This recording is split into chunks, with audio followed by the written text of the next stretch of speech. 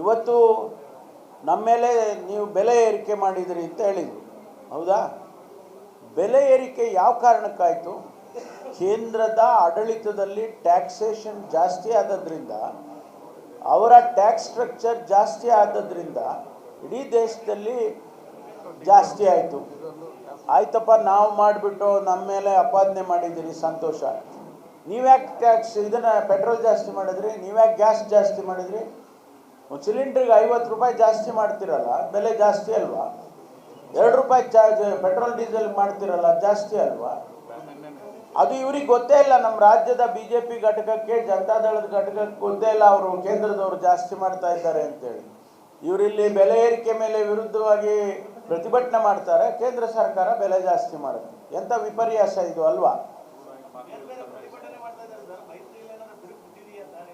ಅಲ್ಲ ಬಿಟ್ಟು ಇಲ್ಲಿ ಎದ್ದು ಕಾಣಿಸ್ತಾ ಇದೆಯಲ್ಲ, ಆ ಬಿರುಕು ಕಾಣಿಸ್ತಾ ಇದೆ ಅಲ್ವಾ? ನಿಮಗೆ ಕಾಣಿಸ್ತಾ ಇಲ್ವಾ ಪತ್ರಿಕೆಗೆ? ಅಲ್ಲ ರೀ, ನಮಗೆ ಕಾಣಿಸ್ತಾ ಇದೆ, ಮಾಧ್ಯಮದವ್ರಿಗೆ ಕಂಡಿಲ್ವಾ? ಮಾಧ್ಯಮದವ್ರಿಗೆ ಕಂಡಿಲ್ವೇನು ಸ್ವಾಮಿ? ಅದನ್ನು ಬರೀರಿ, ಬಿರುಕು ಅಂತ ಬರೀರಿ. ಅಲ್ಲ, ಬಿರುಕು ಅಂತ ಬರಿಬೇಕಲ್ವ ನೀವು? ಬರ್ದೇ ಇಲ್ಲ ನೀವು, ಬರೀ ನಮ್ಮನ್ನು ಕೇಳ್ತಾ ಇದ್ದೀರ. ಬರೀರಿ, ನೀವು ಜೋರಾಗಿ ಬರೀರಿ. ಅಲ್ಲಪ್ಪ, ನೀವು ಯಾಕೆ ಸಮರ್ಥನೆ ಮಾಡ್ಕೋತೀರ? ಮಾಧ್ಯಮದವ್ರು ಯಾಕ್ರಿ ಸಮರ್ಥನೆ ಮಾಡಿ? ನೀವು ನ್ಯೂಟ್ರಲ್ ಅಲ್ವೇನಪ್ಪ? ಇದ್ದಿದ್ದಂಗೆ ಬರೆಯೋರಲ್ವ ನೀವು? ಆ ಇದ್ದಿದ್ದಂಗೆ ಬರೆಯೋದೇ ಇಲ್ಲ. ಈಗ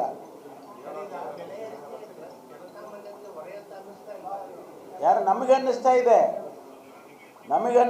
ಅದಕ್ಕೆ ಪೆಟ್ರೋಲು ಡೀಸೆಲ್ ಜಾಸ್ತಿ ಮಾಡಿದಿರಿ, 50 ರೂಪಾಯಿ ಇದು ಗ್ಯಾಸ್ ಜಾಸ್ತಿ ಮಾಡಿದಿರಿ.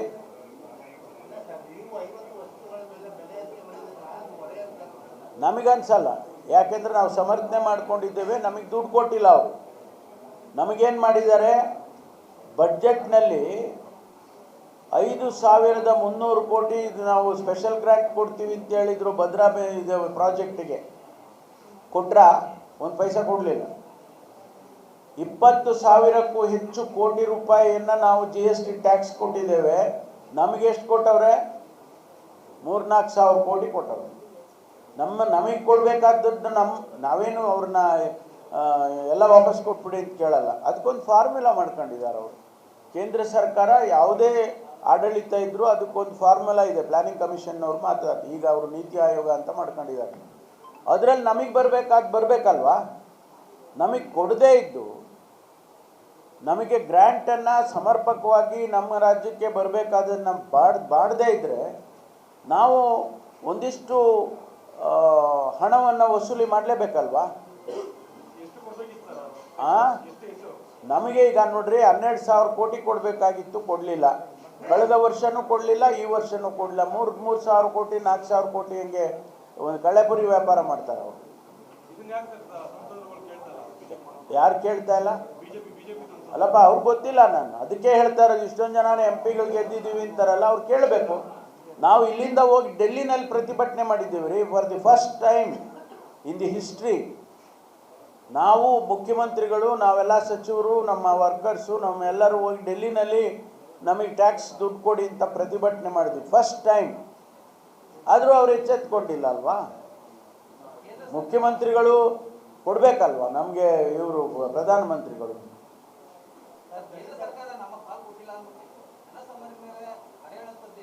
ಬರೇ ಏನಿಲ್ಲ, ಮಾರ್ಜಿನಲಿ ಮಾರ್ಜಿನಲಿ ಒಂದಿಷ್ಟು ಹಣ ಸಂಗ್ರಹಣೆ ಮಾಡೋದಕ್ಕೆ ಮಾಡಿದ್ದೇವೆ. ಅದಕ್ಕೆ ನಾವು ಈಗ 51,000 ಗ್ಯಾರಂಟಿ 51,000 ಕೋಟಿ ಕೊಟ್ಟಿದ್ದೀವಪ್ಪ. ಅದೇ ನಾವು ಇಟ್ಕೊಳ್ತೀವ? ಜನಕ್ಕೆ ವಾಪಸ್ ಕೊಟ್ಟಿದ್ದೀವಲ್ರಿ. ಇನ್ನೇ ನಿಮ್ಮಿಂದ ಕೊಡೋದು, ನಿಮ್ಮ ಜೇಬಿಂದ ತರ್ತೀರ ನೀವು?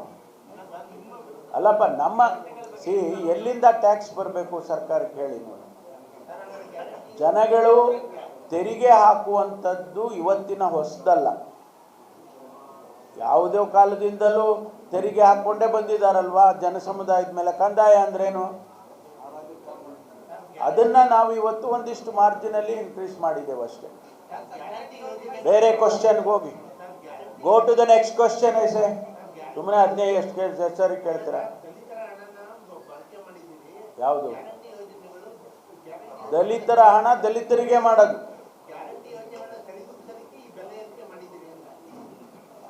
ಅರ್ಥನೇ ಆಗೋದಿಲ್ಲ. ಫೈನಾನ್ಸ್ ಅರ್ಥ ಆಗುತ್ತಾ ನಿಮಗೆ? ಆರ್ಥಿಕ ಗೊತ್ತಾಗುತ್ತೇನ್ರಿ? 51,000 ಕೋಟಿ ನಾವು ಏನು ಗ್ಯಾರಂಟಿ ಖರ್ಚು ಮಾಡಿದ್ದೇವೆ ಅದನ್ನು ಟ್ಯಾಕ್ಸು ಇಲ್ಲದೇ ಖರ್ಚು ಮಾಡಿದ್ದೇವಲ್ವ ಹಿಂದಿನ ವರ್ಷ ಮಾಡಿರಲ್ವ? ಟ್ಯಾಕ್ಸ್ ಹಾಕಿದ್ವಾ?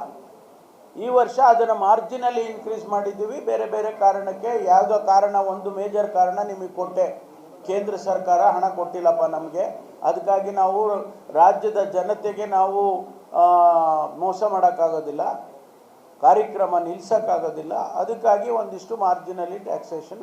ಈಗ ವರ್ಷದ ಬಡ್ಜೆಟ್ನಲ್ಲಿ ಅದಕ್ಕೆ ಹೇಳಿದ್ದು ನಿಮಗೆ ಫೈನಾನ್ಸ್ ಅರ್ಥ ಆಗಲಿಲ್ಲ ಅಂತ.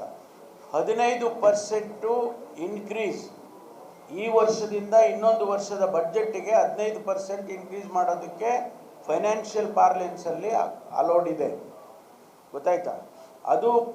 ಅದಕ್ಕೆ ಈಗ 3,71,000 ಕೋಟಿ ಬಡ್ಜೆಟ್ ಇತ್ತು ಕಳೆದ ವರ್ಷ. 3,71,000 ಕೋಟಿ ಬಡ್ಜೆಟ್ ಇತ್ತು ಕಳೆದ ವರ್ಷ. ಈ ವರ್ಷ 4,09,000 ಕೋಟಿ ಬಡ್ಜೆಟನ್ನು ಮಾಡಿದೆ. ಅಂದರೆ ಎಷ್ಟು ಇನ್ಕ್ರೀಸ್ ಆಯಿತು? ಎಷ್ಟು ಇನ್ಕ್ರೀಸ್ ಆಯಿತು? 15% ಆಯ್ತಲ್ವಾ? ಅದು ಅಲೋಡ್ ಇದೆ, ಅದನ್ನು ಹೇಳಲ್ಲ ನೀವು. ನಾವು ಜಾಸ್ತಿ ಮಾಡಿದ್ದೀವಲ್ಲ ಬಡ್ಜೆಟ್ಟು, ಅದನ್ನು ಹೇಳಿ ಅಲ್ಲ. ಹಾಂ,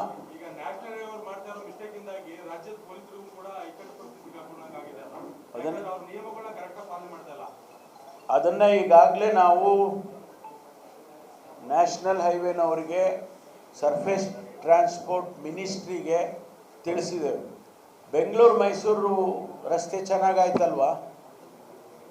2 ತಿಂಗಳಲ್ಲಿ ಸುಮಾರು 59 ಜನ ಸತ್ರು. ಯಾರು ತಪ್ಪಿಂದ ಸತ್ರು? ಈಗ ನೀವು ಹೇಳಿದ್ರಲ್ಲ, ಹೈವೇ ಅಥಾರಿಟಿಯಿಂದ ರಸ್ತೆಗಳನ್ನು ಸರಿಯಾಗಿ ಮಾಡದೆ, ಸೈನ್ ಬೋರ್ಡ್ಗಳು ಹಾಕದೆ, ಆಮೇಲೆ ಅಲ್ಲಿಗೆ ಏನೇನು ಕ್ರಮ ತಗೋಬೇಕು ಅದೆಲ್ಲ ಹಾಕದೇನೆ, ರೆಗ್ಯುಲೇಟ್ ಮಾಡದೆ ಅದನ್ನೆಲ್ಲ ಓಪನ್ ಮಾಡಿಬಿಟ್ರು. ಓಪನ್ ಮಾಡಿದ ತಕ್ಷಣ ರಸ್ತೆ ಚೆನ್ನಾಗಿದೆ ಅಂತ ನಮ್ಮ ಹುಡುಗರೆಲ್ಲ ಬರ್ರಂತ ಹೋಗಕ್ಕೆ ಹೋದರು. 59 ಜನ ಸಾವು 2 ತಿಂಗಳಲ್ಲಿ. ಅದಾದ ಮೇಲೆ ನಾವು ರಾಜ್ಯ ಸರ್ಕಾರ, ಪೊಲೀಸ್ ಇಲಾಖೆ ಮತ್ತು ಟ್ರಾನ್ಸ್ಪೋರ್ಟ್ ಇಲಾಖೆಯವರು ಕರೆಕ್ಷನ್ಸ್ ಮಾಡಬೇಕು ಅಂತೇಳಿ ದಾರಿ ಉದ್ದಕ್ಕೂ ಸೈನ್ ಬೋರ್ಡ್ಗಳನ್ನ ಹಾಕಿಸಿ, ಕ್ಯಾಮ್ರಾಗಳನ್ನು ಹಾಕಿ, ಸ್ಪೀಡ್ ಲಿಮಿಟ್ ಮಾಡಿಸಿ ಎಲ್ಲ ಮಾಡಿದ ಮೇಲೆ ಈಗ ಸಾವು ಕಡಿಮೆ ಆಗಿದೆ, ಆಲ್ಮೋಸ್ಟ್ ನಿಲ್. ಅದು ಅವ್ರು ಮಾಡಿದ ತಪ್ಪು. ಅದಕ್ಕೆ ನಾವೀಗ ಅವರಿಗೆ ತಿಳಿಸಿದ್ದೇವೆ, ನ್ಯಾಷನಲ್ ಹೈವೇ ಮಾಡುವಾಗ ನಮ್ಮ ರಾಜ್ಯದ ಪೊಲೀಸ್ ಇಲಾಖೆ ಮತ್ತು ಟ್ರಾನ್ಸ್ಪೋರ್ಟ್ ಇಲಾಖೆಯ ಜೊತೆಯಲ್ಲಿ ನೀವು ಕೆಲಸ ಮಾಡಬೇಕು ಅಂತ ಹೇಳಿದ್ದೇವೆ.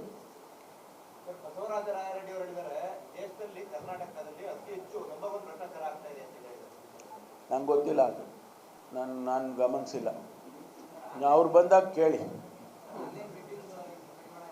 ಆನ್ಲೈನ್ ಬೆಟ್ಟಿಂಗು, ಆನ್ಲೈನ್ ಗ್ಯಾಂಬ್ಲಿಂಗಿಗೆ ನಿನ್ನೆ ತಾನೇ ಒಂದು ಸಭೆಯನ್ನು ಮಾಡಿದ್ದೇನೆ ನನ್ನ ಅಧ್ಯಕ್ಷತೆಯಲ್ಲಿ. IT ಮಿನಿಸ್ಟ್ರು, ನಾನು ಮತ್ತು ಯಾರು ನಡೆಸ್ತಾರೆ ದಿ ಇಂಡಸ್ಟ್ರಿ, ಆನ್ಲೈನ್ ಗ್ಯಾಂಬ್ಲಿಂಗ್ ನಡೆಸೋರು, ಬೆಟ್ಟಿಂಗ್ ನಡೆಸೋರು, ಅವ್ರನ್ನೆಲ್ಲ ಕರೆದಿದ್ವಿ ನಿನ್ನೆ. ಎಲ್ಲ ಅವರು ರೆಗ್ಯುಲೇಟ್ ಮಾಡೋದಕ್ಕೆ ಇಲ್ಲಿವರೆಗೂ ಇಲ್ಲ, ಅದಕ್ಕೆ ಅವರು ಒಪ್ಪಿದ್ದಾರೆ. ನಾವು ರೆಗ್ಯುಲೇಟ್ ಮಾಡಿ, ನಮಗೆ ಲೈಸೆನ್ಸ್ ಕೊಟ್ಟು ನಿಮ್ಮ ಕಾನೂನು ಏನಿದೆ ಆ ಪ್ರಕಾರ ನೀವು ರೆಗ್ಯುಲೇಟ್ ಮಾಡಿ ಅಂತ ನಿನ್ನೆ ಒಪ್ಪಿದ್ದಾರೆ.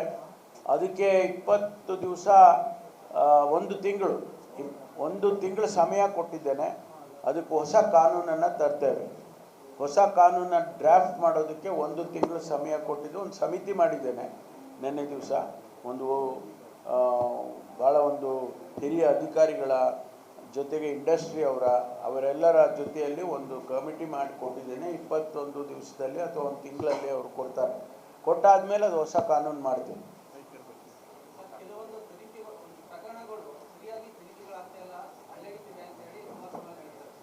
ಸ್ಪೆಸಿಫಿಕ್ ಆಗಿ ಹೇಳಿದ್ರೆ ಉತ್ತರ ಕೊಡ್ತೀನಿ. ತನಿಖೆ ನಡೀತಾನೆ ಇದೆಯಲ್ರಿ, ಇನ್ನೂ ನಡೀತಾ ಇಲ್ವಾ ತನಿಖೆ? ನೋಡಪ್ಪ, ಹನಿ ಟ್ರ್ಯಾಪ್ ವಿಚಾರದಲ್ಲಿ ತನಿಖೆ ನಡೀತಾ ಇದೆ. ಆ ತನಿಖೆ ಮುಗಿಯೋವರೆಗೂ ನೀವು ಸಮಾಧಾನ ಪಟ್ಕೊಳ್ದೇ ಇದ್ರೆ ನಾನೇ ಮಾಡಲಿ? ಮುಗಿದ ಮೇಲೆ ಏನಾರ ಸರಿ ಇಲ್ಲಪ್ಪ ಅಂದರೆ ಹೇಳಿ, ಅದು ಒಪ್ಕೋತೀನಿ. ಆಯ್ತು, ಸಂತೋಷ ಸಂತೋಷ. ಹಾಂ, ಇಲ್ಲ ಬಿಡುಗಡೆ ಮಾಡಲಿ, ನಾನೇ ನೋಡಿ, ಅವರು ದೊಡ್ಡವರಿದ್ದಾರೆ, ಕೇಂದ್ರದ ಒಂದು ಕ್ಯಾಬಿನೆಟ್ ಸಚಿವರು, ಮುಖ್ಯಮಂತ್ರಿಗಳಾಗಿದ್ದಂಥವ್ರು, ಜವಾಬ್ದಾರಿಯಲ್ಲಿರ್ತಕ್ಕಂಥವ್ರು. ನಾವು ಅವ್ರ ಬಗ್ಗೆ ಯಾಕೆ ಟೀಕೆ ಮಾಡೋಕ್ಕೆ ಹೋಗೋಣ? ಅವ್ರು ಬಿಡುಗಡೆ ಮಾಡಲಿ.